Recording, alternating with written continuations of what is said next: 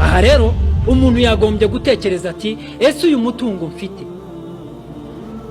nuwo kugira ngo nishimishe muri ubu buzima bungana urwara hanyuma ngende mpure n'ibibazo nzabazwa kubera uyu mutungo? Ntabwo umunyabwenge ari cyo gisubizo yagombye kubona avuga ati yego nibyo. Ahubwo umunyabwenge yagombye gutekereza ati ni gute nawifashishamo hano kuri iyi si kandi nejo hazaza imbere ya Nyagasani ukaba umfitiye akamaro. Kamaro rero sakandi ntabwo ari uguhunika ngo uzapfe baguhambane nawe, ntibishoboka. Niba naguhambana nawo ndaburira ndanabwira abajura bagusange aho bagushyize, ntibagukuremo wowe ahubwo bagukureho uwo mutungo ugiye gupfa ubusa iyo pfo bagushyize. Kuko nta kindi waba umaze uretse kwangirika epfo iyo ngiyo, kandi hano kuri iyi si hari abawukeneye. Bivuga ko rero ntawe bazaguhambana. Niba batazaguhambana uwo mutungo rero nta naho uzajyana nawo, nta naho uzahurira nawo uretse kwa Nyagasani ubazwa icyo wawukoresheje. Hanyuma tukajyaho tukavuga ngo iyi si ifite ibibazo.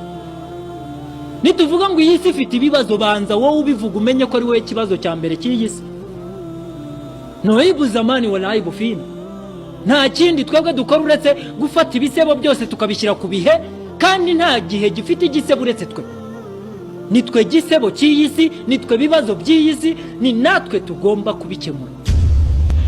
Igihe icyo ari cyo cyose uzicara ushimishwa no kurunda, umenye kurimo kurunda umutungo ari kurunda n'abanzi. Kuko ukubona yaburaye akakubona wowe umeze neza useka wishimye, ntabwo akwishimira. Ahubwo umenye ko urimo kurunda ari kurunda n'abanzi.